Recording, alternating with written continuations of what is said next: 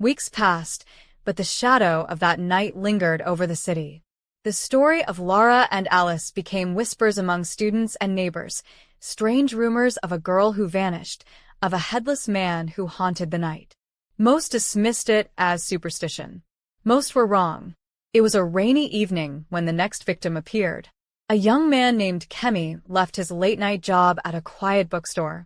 He walked through the same empty street where countless shadows of night lurked. The streetlights flickered as the wind carried whispers through the alleys. Kemi shivered but pressed on. He had deliveries to make, bills to pay, and no thought for warnings. That was when he saw it. A figure standing beneath the crooked streetlight. No head, no face. Only darkness where his eyes should be. His clothes, identical to the first figure people had whispered about. Kemi froze. The headless man stepped forward. The rain did not make a sound against his dark clothes. His presence was cold, as if the air itself refused to exist around him. Kemi tried to run, but his legs refused, rooted by terror. "You move too freely in the night," the hollow voice whispered. "You think you are alone, you are never alone." Kemi stumbled backward. "Please. I didn't do anything. I'll go home." The headless man's hand reached out. The shadows around him rippled, curling like living smoke. Kemi screamed. The world around him warped. The street bent and twisted, the buildings melting into shadow. He was no longer on a familiar road. He was in the mud house. The air smelled of earth and wet stone. Darkness pressed against him from all sides. And then Kemi saw them, Laura and Alice, or at least the faint shadows of them. Their faces pale, frozen in fear, eyes wide, mouths silent. Kemi's stomach twisted. The headless man's voice came again. "They come to me when they stray. They hear the night, but they do not listen. You will remember. You will warn." The walls of the mud house shifted, the floor stretching like a living thing. Kemi ran blindly, but the house was infinite. Every step forward led him back to the center. The headless man's figure appeared behind him, closer, yet silent. "You cannot escape," the voice said, soft, patient, eternal. "I take only those who do not listen, only those who ignore the warning." Suddenly, Kemi felt himself lifted, carried by the shadows once again. The world twisted violently. When he blinked, he was on the same street, drenched in rain, alone, but changed. His heart raced. His mind screamed. He knew the warning, and he knew that the headless man never rested. Kemi ran home, his steps echoing the lesson burned into his memory. The night is never empty. The shadows wait. The headless man is patient. And one night can change everything. That night, as Kemi told the story to his sister, the wind whispered outside. A shadow moved in the distance. Silent, headless, watching. And somewhere, deep in the forest, the mud house grew taller, its walls stretching toward the sky. Its windows glowed faintly. Its doors opened and closed, inviting. Patient, hungry, the night grew heavier in the city, carrying whispers of fear that seemed to settle over the streets like a dark fog. Kemi had barely slept. Every time he closed his eyes, he saw the headless figure, standing silently in the shadows, watching, waiting. He knew it was not over. He could feel its presence lingering, patient, eternal. The next evening, Kemi found himself compelled to walk past the same street, drawn by an unseen force. His sister tried to stop him. "Don't go there." "Please, Kemi," she pleaded, but he only shook his head. Something inside him, fear, curiosity, dread, pushed him forward.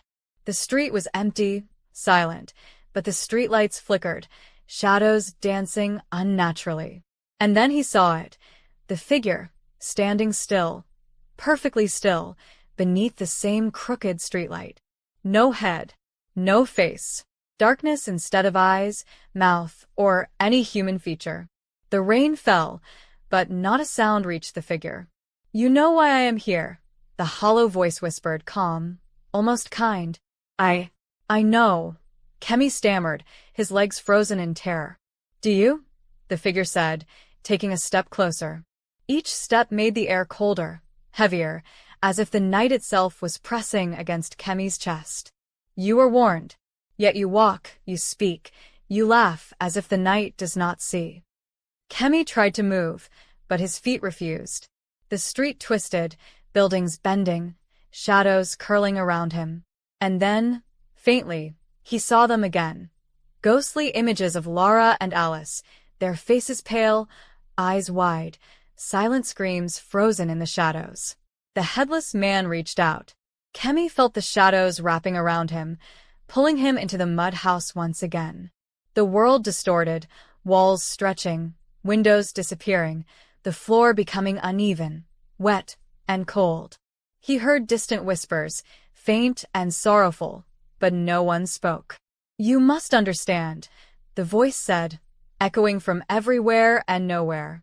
I take only those who do not listen, who ignore warnings, who walk when fear calls. Your time is not yet finished, but you will remember. You will warn others or you will join them. The house seemed infinite. Kemi ran blindly, but every step brought him back to the center, to the shadows of Lara and Alice, their bodies pale and broken. He screamed, but the voice enveloped him. Do you see now? Night hides many things. Not every smile is safe. Not every path leads where you think. Do you understand, Kemi? Yes, he cried, tears streaming down his face. I understand. I will warn them. I will never walk alone at night again. The shadows receded slightly. The floor beneath him became solid. The walls melted back into the familiar street. Kemi stumbled, wet, shaken, but alive. The headless man's voice lingered, soft and chilling. Remember, the night never forgets. And I never sleep. Kemi ran home, vowing to tell everyone, to warn every friend, every neighbor. But deep in the forest, the mud house still waited. Its walls stretched taller, its windows glowing faintly, doors opening and closing silently. Inside, the headless man stood in darkness, patient, eternal, waiting for the next soul who would wander too far, too late, too curious. And somewhere, far away, a whisper carried on the wind. The night belongs to me. The lost belong to me. And one night is enough. The days that followed were quiet on the streets, but a tension hung in the air, invisible yet tangible. Kemi could not sleep properly. Shadows in his room seemed longer than before, stretching across the walls like fingers reaching for him. He kept thinking of Lara and Alice, and of the warning that the headless man had left echoing in his mind. Do you see now? Night hides many things. Not every smile is safe. Not every path leads where you think. By the fifth night, the whispers began again. Not in his ears, but in the air around him. The rustle of leaves, the soft tap of unseen footsteps, the faint shadow slipping along the wall whenever he blinked.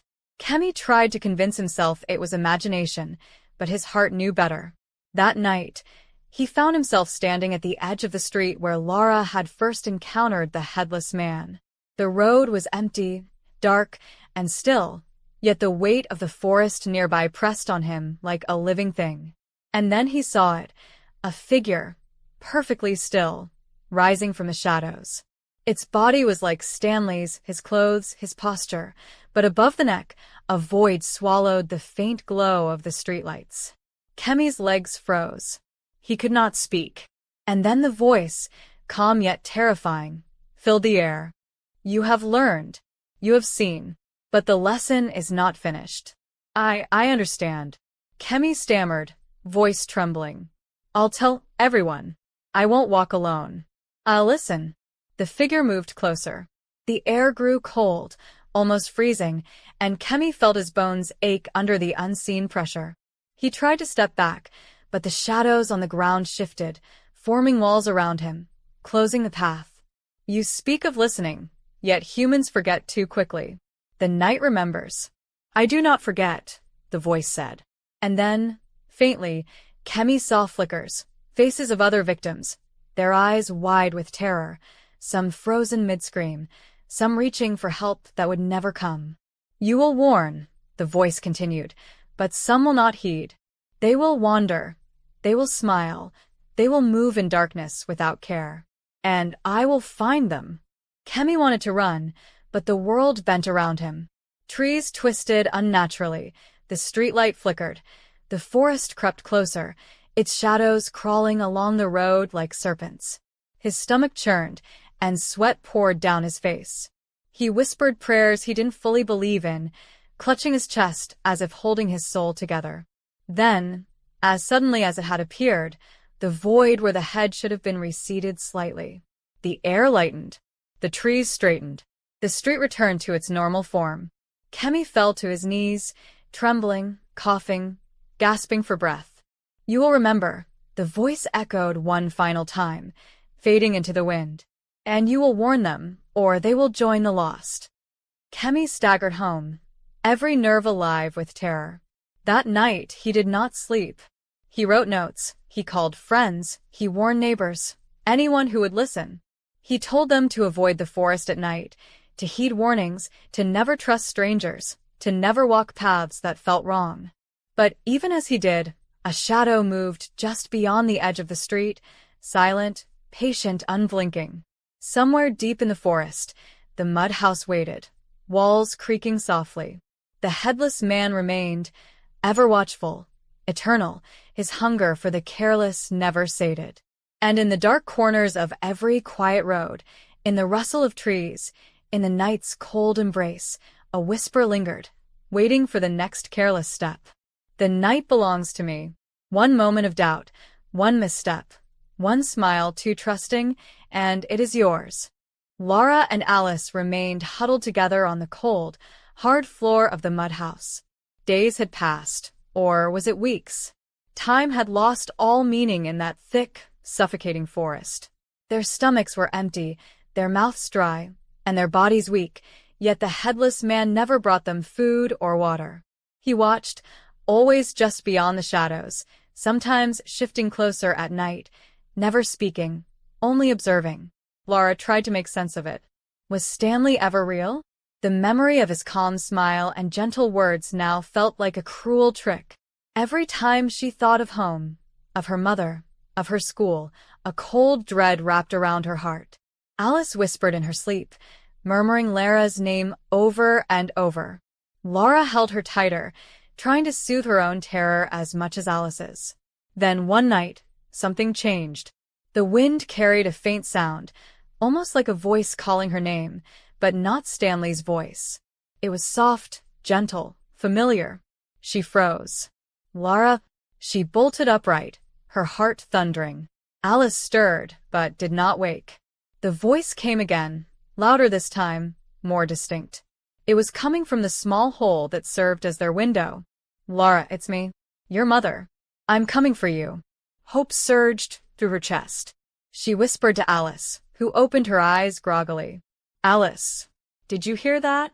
It's my mother. She's coming." But before they could move, the room darkened suddenly. The headless man stepped into the small patch of moonlight that filtered through the window. His presence was cold, heavy, suffocating. "You think anyone can save her?" The voice said, calm, unyielding, but now edged with a terrifying amusement. "You belong to me."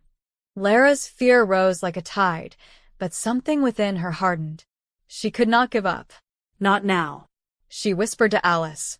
"We have to run." "Now." The headless man moved closer, his long shadow stretching over the girls. But Lara noticed something. The moonlight glinted on the small hole in the wall.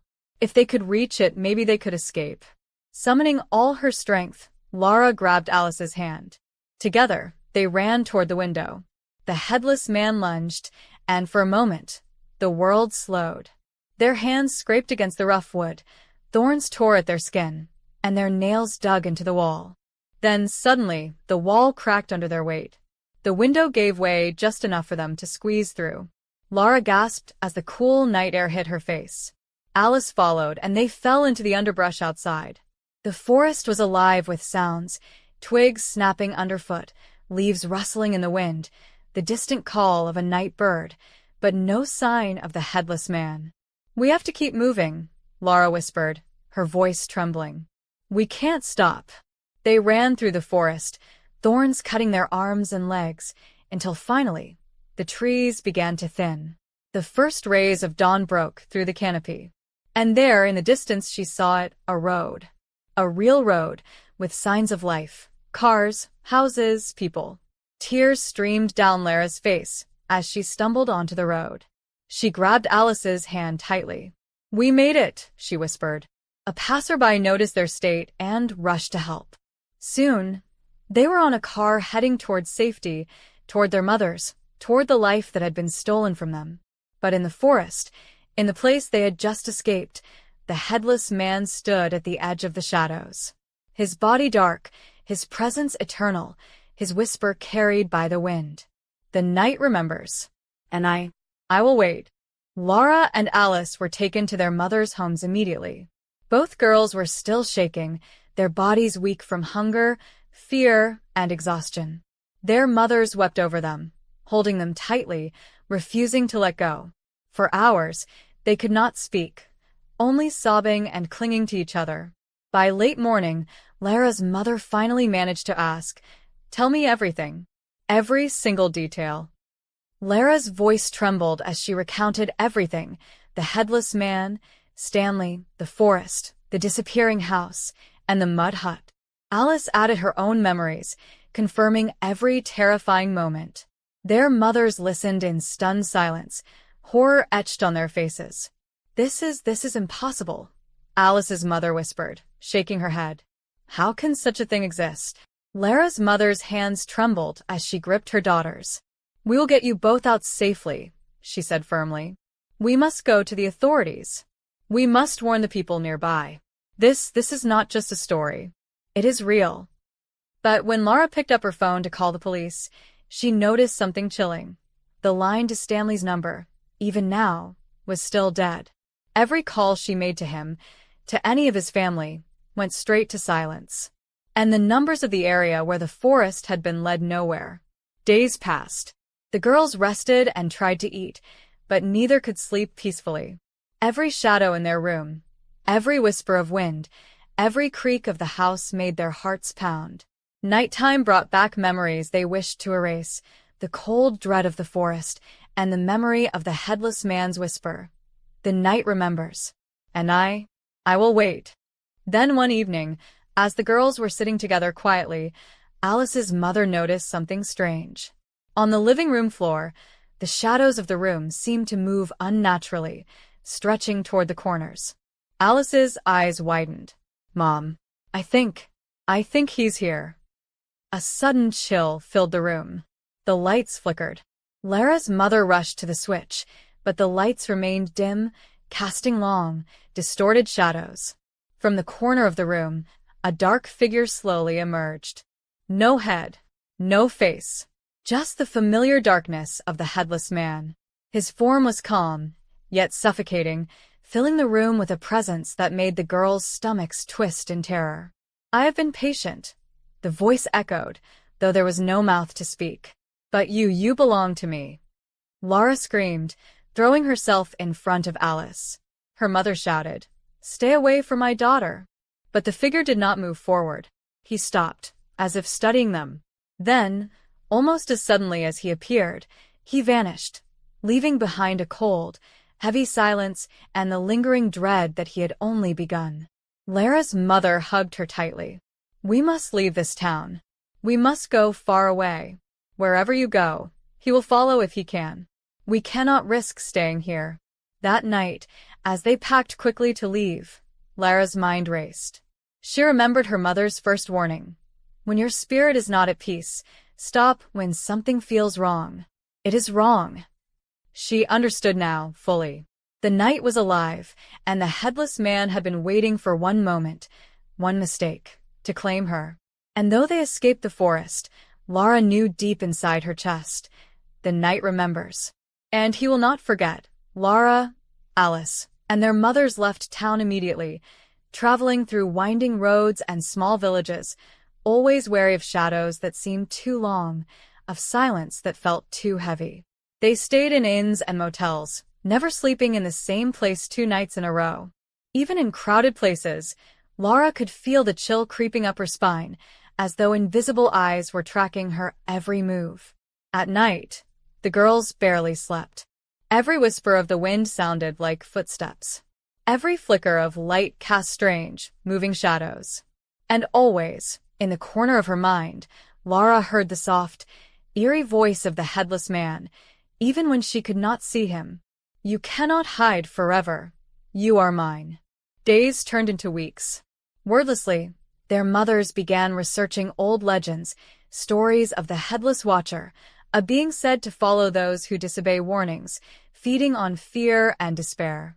According to one old book, the being could assume the face and body of anyone, appear as someone trusted, and vanish into shadows when threatened. One evening, as they sat huddled in a dim motel room, Alice whispered, "Lara, I think he can't cross water. I read something in that book. It said some spirits are bound to land they claimed first." Lara's eyes widened. "Do you mean maybe the forest? The place where he trapped us?" Alice nodded slowly. "If that's true, maybe if we stay near water, rivers, lakes, he can't reach us." The girls' mothers exchanged worried glances. "It is dangerous to rely on legends," Lara's mother said, her voice steady but strained. "But if it helps protect you, we will do whatever it takes." So they made a plan. By day, they traveled. By night, they slept near lakes or rivers, keeping their fires and lights close to water whenever possible. And they kept moving. Weeks later, while resting by a large river in a remote village, Lara finally dared to relax slightly. The water flowed calmly, reflecting the moonlight. For the first time in weeks, the eerie weight in her chest lifted just a little. Alice smiled weakly beside her. Maybe he can't follow us here," she whispered. But just as Lara began to hope, the wind shifted. From the other side of the riverbank, a ripple disturbed the water. And then a shadow appeared, tall and dark, without a head, standing among the trees. Lara froze. The Headless Man was watching. Alice grabbed her hand. He can't cross the water," she whispered, almost to convince herself. The figure didn't move closer. It simply stood there, silent, observing. Hours passed. Slowly, the shadow melted into the trees as the first rays of dawn appeared. Lara exhaled sharply. We survived the night," she said, though her voice trembled. Her mother placed a hand on her shoulder. "For now. But he will never stop. Not truly. You have angered something ancient, something patient." That night, as they huddled together near the river, Lara made a silent promise. She would survive. She would protect Alice. And someday, somehow, she would confront the Headless Man and end the nightmare that had stolen everything from them. But for now, the river was their shield, the moving water a fragile barrier against the darkness that remembered them. As the days passed by the river, Lara and Alice slowly adapted to their new life of constant vigilance. They built a small shelter near the water's edge, using reeds and fallen branches. Fires were lit only briefly at night, and always close to the flowing river.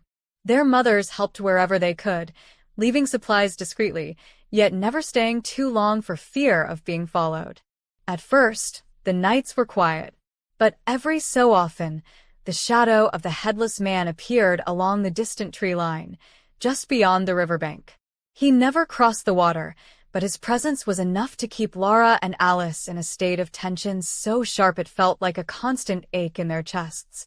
One evening, as the sun dipped low, Lara whispered to Alice, "We can't keep running forever. We need to know who he really is." "Why him? Why Stanley?" Alice nodded. "I've been thinking, maybe the legend of the Headless Watcher is only half the story. There must be a way to weaken him. Maybe he's bound by something, like a name, or a promise, or a memory." The girls spent the next days poring over old books and folktales from the village. They learned of rituals performed long ago to bind restless spirits. One passage caught Lara's eye. A watcher of the night may be restrained when confronted with the truth of its mortal origin. Show it the path it once walked as a human, and it may falter. Lara's heart pounded. "Do you think if we find out who Stanley truly was before he became him, we might stop him?" Alice's lips trembled. It's worth trying. But we have to be careful. He's cunning. He's patient. They began tracing every step of Stanley's, or rather, the Headless Man's past. People who had met him described a charming young man, polite, calm, and generous. But no one knew much beyond that. No family, no records. Except for the small bungalow in the bushes, which only appeared to Lara and Alice. Lara clenched her fists. That house, it's not real. It's a trap. He's creating illusions to lure people, to feed on them. Alice nodded.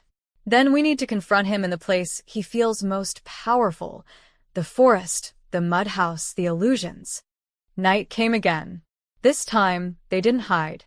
They set a trap, a circle of salt around their shelter near the river, candles to mark the boundary, and a small mirror to reflect light across the clearing.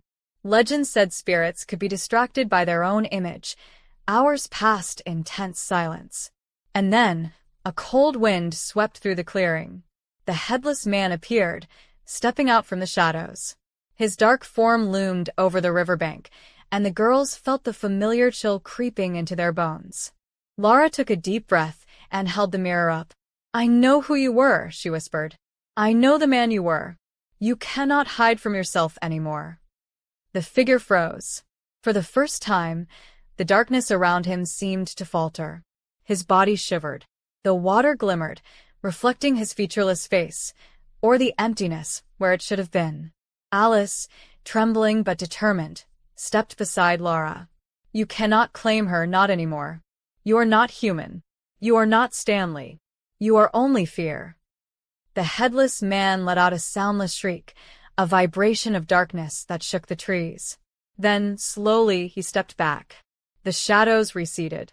The forest seemed to breathe again. For the first time, the girls felt a fragile sense of victory. But Lara knew, deep in her heart, that this was only the beginning. The Headless Man might have faltered tonight, but something ancient and patient still lingered, waiting.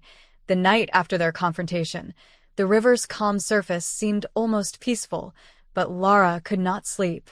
Every rustle of leaves made her heart leap.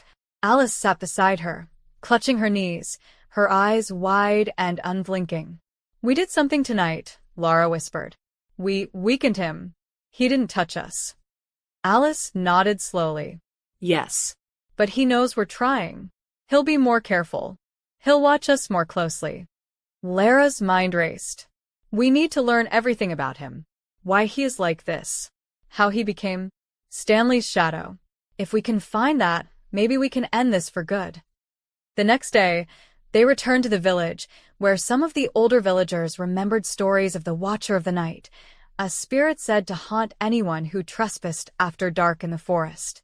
One elder, a woman with eyes clouded by age, whispered to them, "The Headless One, he was once a man who loved too much, who could not let go. He was betrayed. They bound him to the forest in anger and grief. His heart is trapped, and his shadow wanders, taking what he cannot have." Lara felt a chill. "So, he's trapped by love?" The elder nodded slowly. Yes. "And trapped by pain. Only by showing him the truth of what he was, the truth he lost, can he be freed or banished." That night, Lara and Alice prepared again.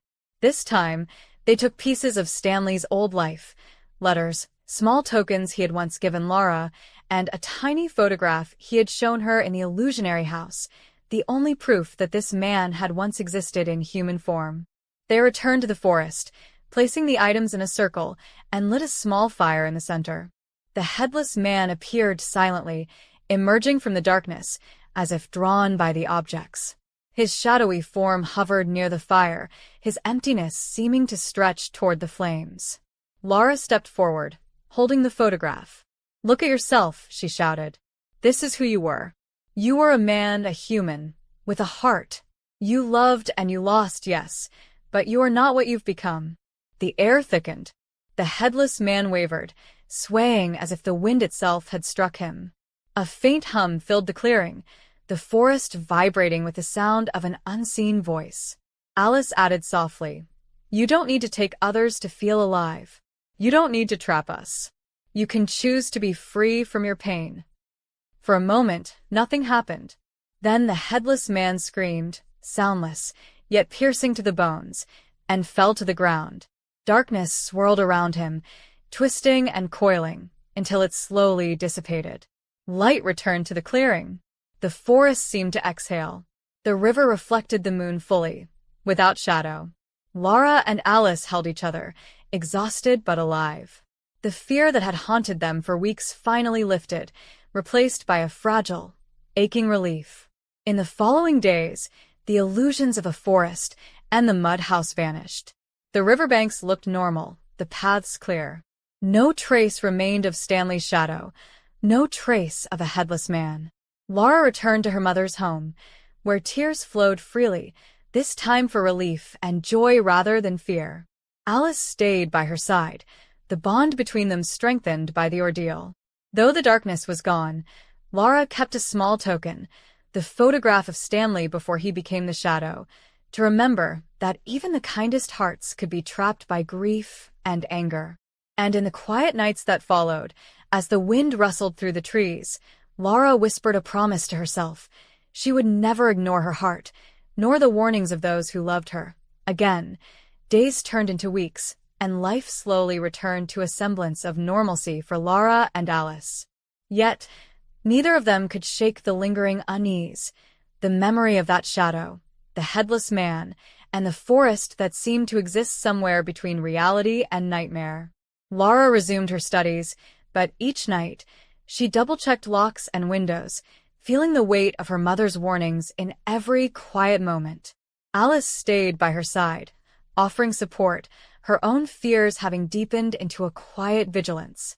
One evening, as the two friends sat on the balcony of Lara's house, staring at the city lights in the distance, Lara spoke softly. "I keep thinking, what if it isn't over?" she said. Alice turned to her. "You mean Stanley?" Lara shook her head.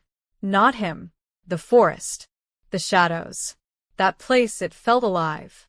Like it's waiting. Watching." Alice's eyes widened. "Do you think he could come back?" "I don't know," Lara admitted. But I feel something. Something is still out there.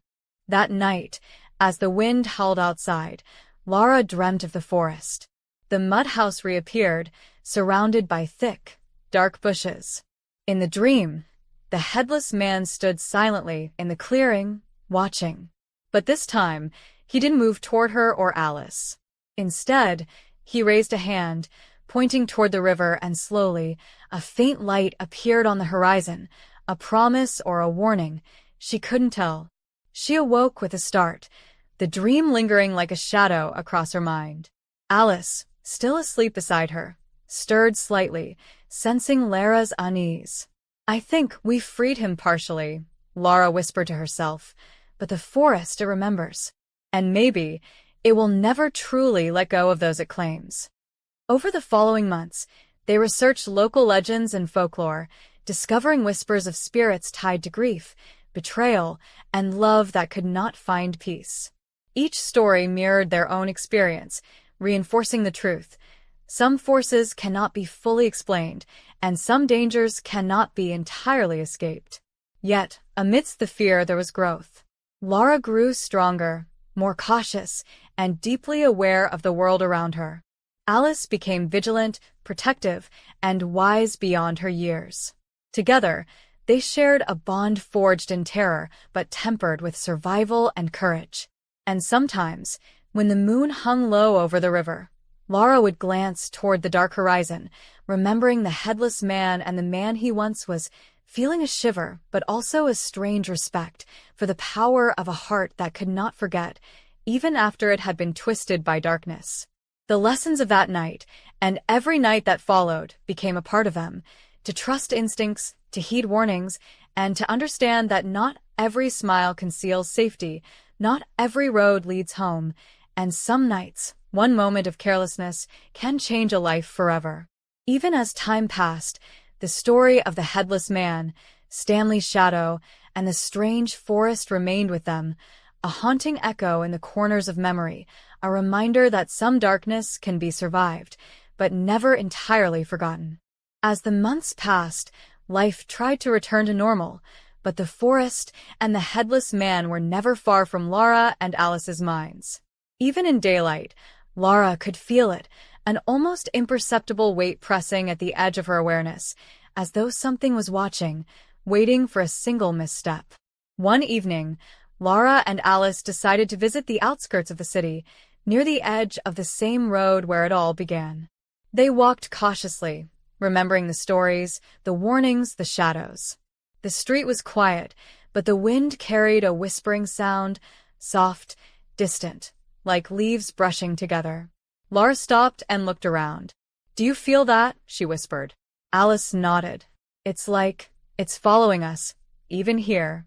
They continued, each step deliberate, their eyes scanning the darkening trees.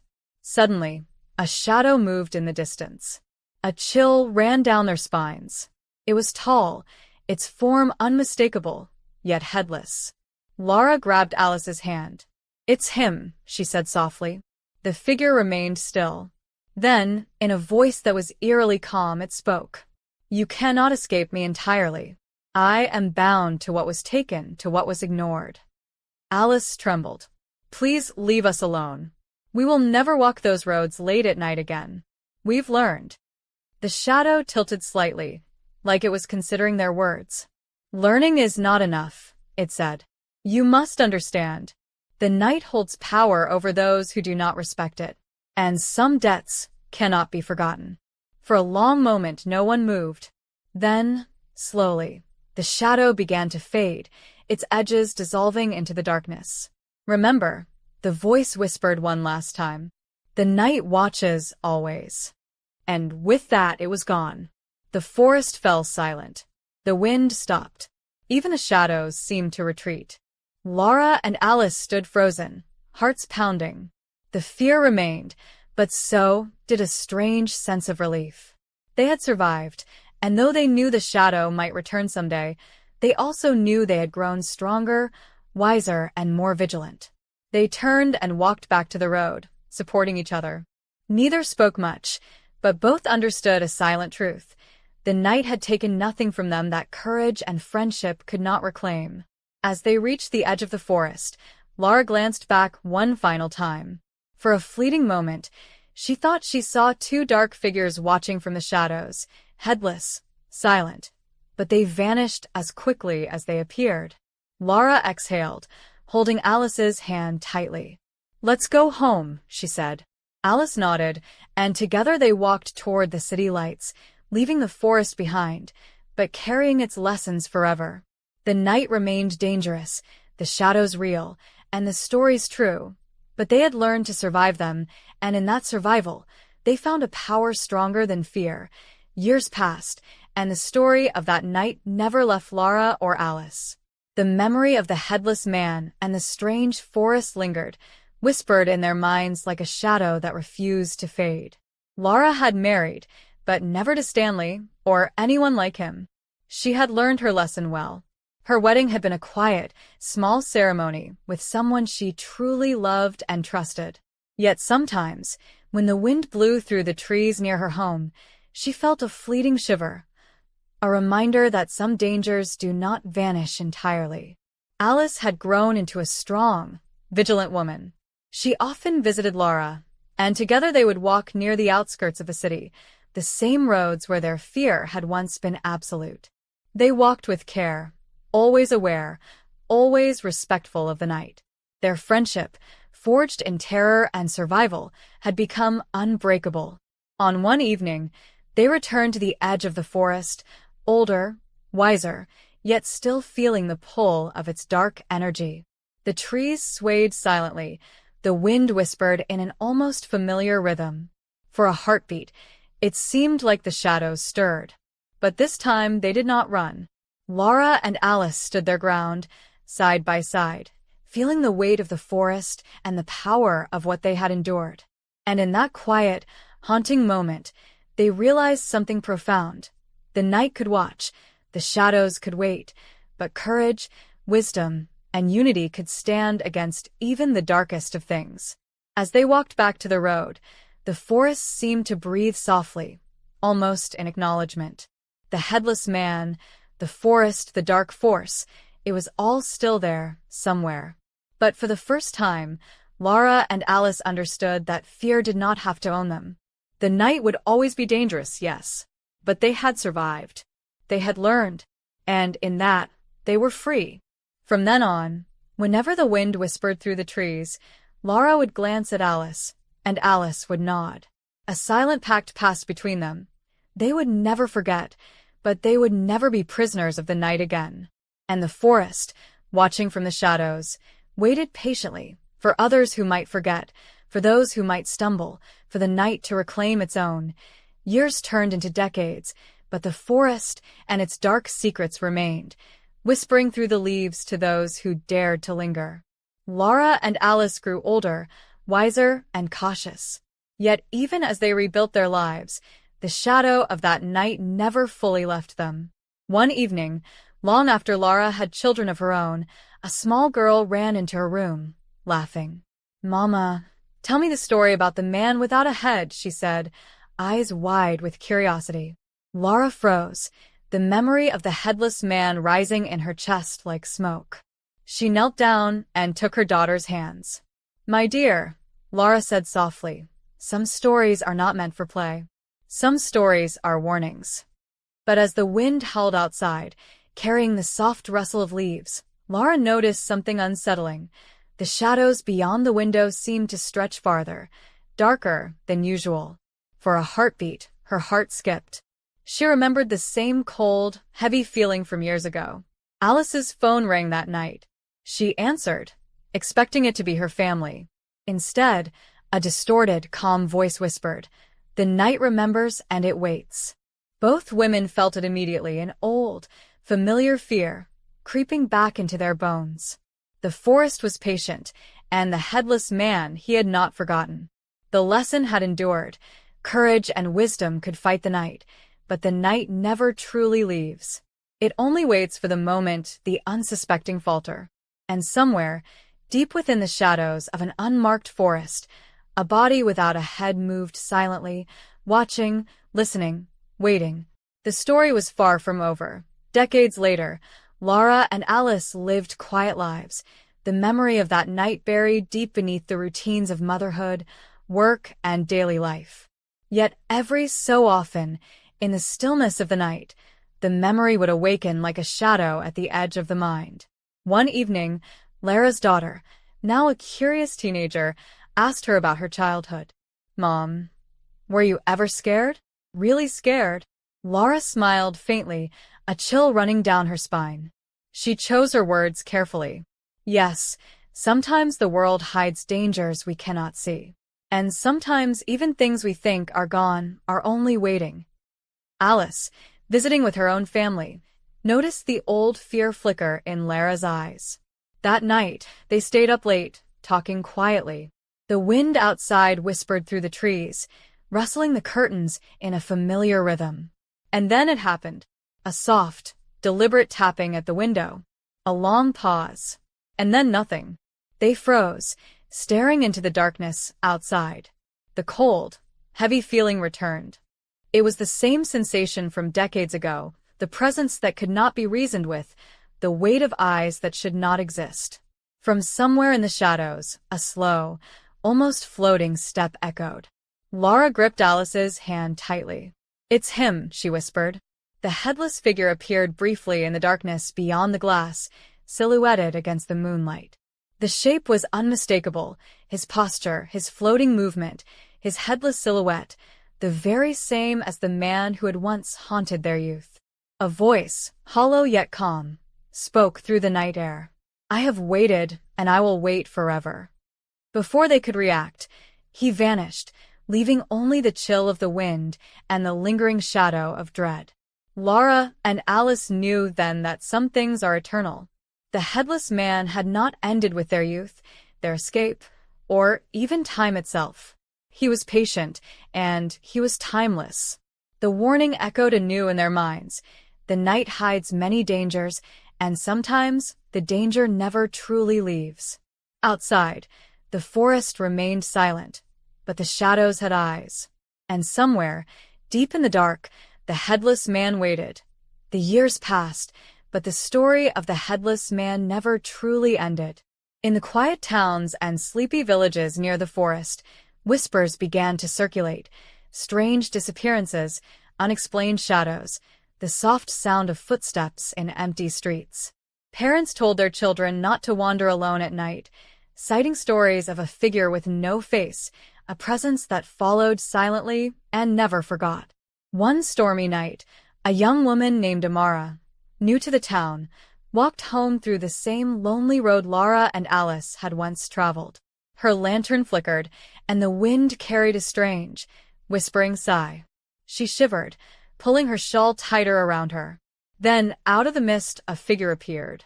Tall, silent, Headless, its clothes dark, floating slightly as it moved.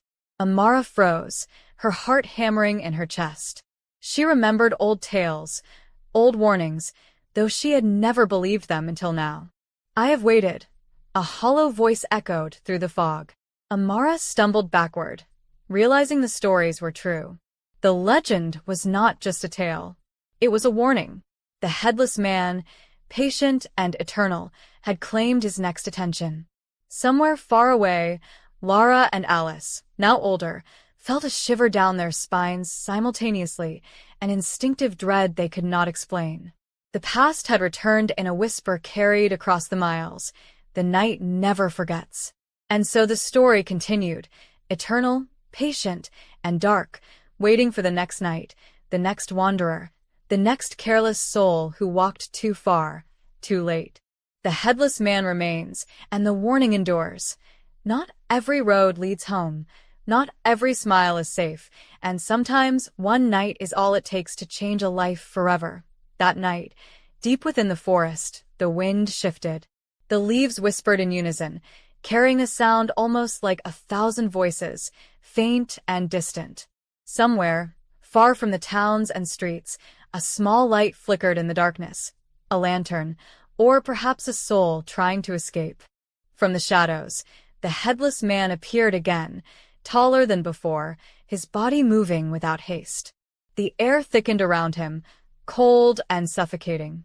A soft, almost inaudible sigh drifted across the trees. They always come. In the nearby village, a dog barked furiously. Windows shook in their frames. Inside, a family huddled together, feeling a presence they could not explain, hearts racing with fear they did not understand. Outside, in the darkness, the shape lingered, headless, faceless, watching, waiting. And somewhere, just beyond the line of sight, a new traveler took the road late at night, unaware of the eyes upon them, unaware that one wrong step, one careless glance, would be enough to pull them into the same endless nightmare Lara and Alice once faced. The forest was quiet again. too quiet. And the headless man melted into the shadows, leaving behind only the faint echo of a voice, hollow and patient. "I am always here waiting." The story does not end. It only begins again for those who wander too far, too late, and forget the warnings. Years passed, but the forest and the stories of the headless man never faded. Children whispered the tale at night, parents warned their families, and travelers avoided the long, lonely road that had swallowed Lara. Yet curiosity and carelessness brought new people to the edge of the forest, and the headless man remained, patient and eternal. One evening, a young man named Tay, new to the town, walked along the old road after finishing his work at the far side of the village. He carried a lantern, but the light barely pierced the thickening darkness of the trees. The wind carried an almost imperceptible sigh, curling around him like fingers. Tay froze. Up ahead, a figure appeared. Tall, silent, Headless. Its clothes were dark, and it seemed to glide rather than walk. The air around Tay turned icy, his breath visible even though the night was mild. I must be imagining this," Tay whispered, trying to steady his shaking hands. The figure did not respond, but the soft sound of dragging feet came closer. Tay turned to run, but his legs felt heavy, as though the forest itself resisted him. He stumbled. The headless man was there in an instant, closer than before, its presence overwhelming and suffocating. Then a hollow voice, impossibly calm and chilling, echoed through the trees. "I have waited. You are mine now." Tay screamed, but his voice was swallowed by the forest. The lantern fell, flickering once before dying, plunging him into darkness. Far away, villagers reported hearing a scream that night, carried on the wind, but none dared enter the forest to see the source. And somewhere, in the shadows, the headless man waited again, patient and eternal, ready for the next soul who strayed too far, too late. The legend lived on. The forest whispered warnings, but only those who truly listened survived.